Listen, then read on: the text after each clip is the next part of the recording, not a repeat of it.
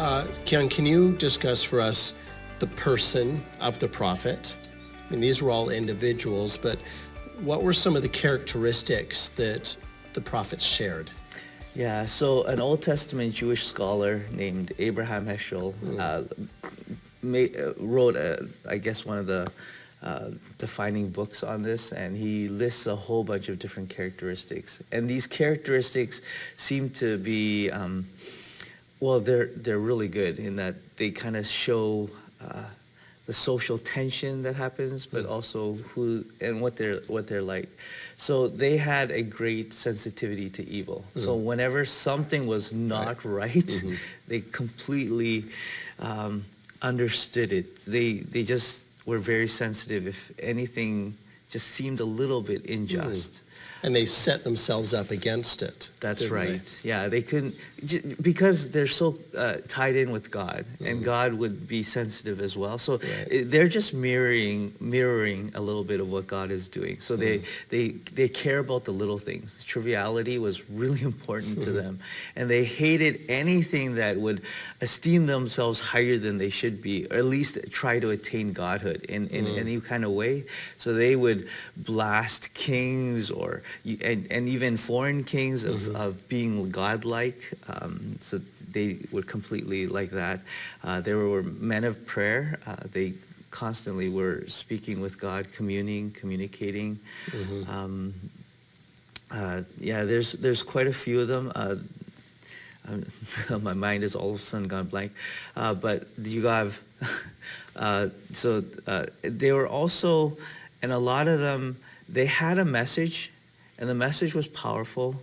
The message was God's, but and most people wouldn't listen to them. And I think that's why some of their callings, they really didn't want to be prophets. You had Jeremiah, you had even Isaiah, and the prophecy that you will be speaking, but they'll never really be understanding. They won't accept your words, all of that thing. But also, so in a way, it was kind of a miserable existence.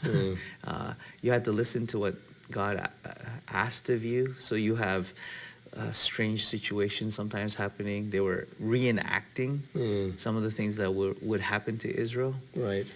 Were there messages only for the elite, the kings, the rulers, or were they for the common Israelites as well? Yeah, so I think it was both. Primarily to the king and how he would govern, because he had a lot of authority and power, but also to the common Israelite, in that these injustices couldn't continue happening. And idolatry was rampant.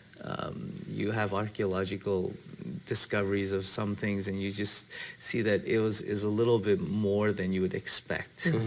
Common, popular Israelite religion and culture, and idolatry is forbidden. At least the prophets keep saying over and over again, don't go to idols. Right, and they keep saying some themes over and over again.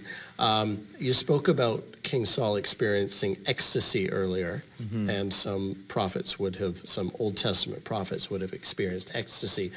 What was sort of the foundation of their ethic? How did they know what messages to bring? Yeah, I think it was, so one of the things we have to at least differentiate with prophecy, Old Testament, ancient prophecy, to what we talk about today, is that prophecy back then was really concerned about the present, about what was happening at that moment.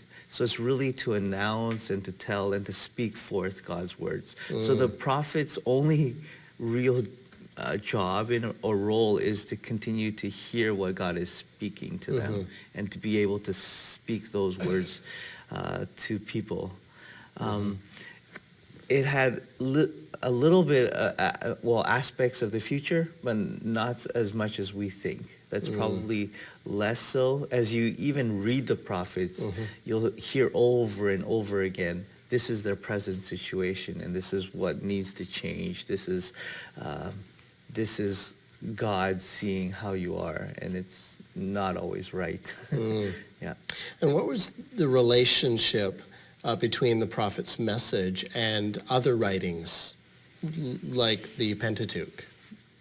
Yeah, so that it depends on the prophet. So sometimes, well, so it's all based in the Pentateuch. How's that?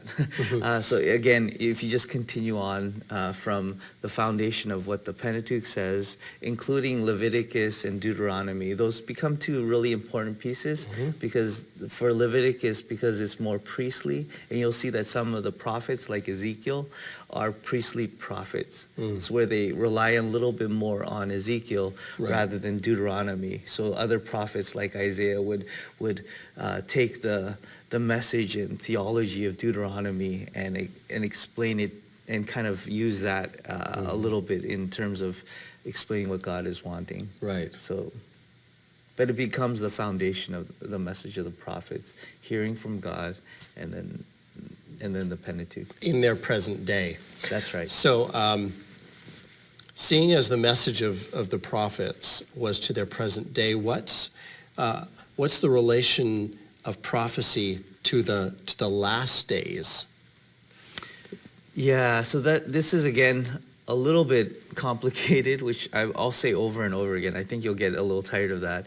But so for the prophets, and it's really hard for us today because we have the entire Bible.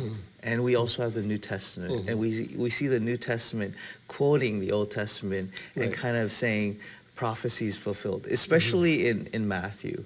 So one thing that we do need to recognize with Old Testament prophecy and how they spoke is most of the times they're really concerned about the near future.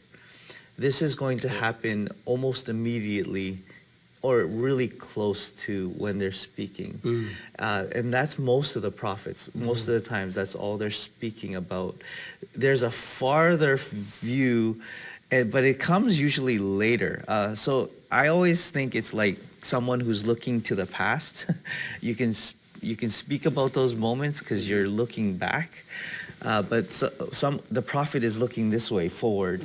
And what they're usually talking about is their immediate situation and the near future. But those words can still echo and be used by later generations. And that's what you get with Matthew quoting from Isaiah 6 about Emmanuel. You get all of these other quotations, but that's farther into the future, looking back on Scripture, seeing how it is being applied to today.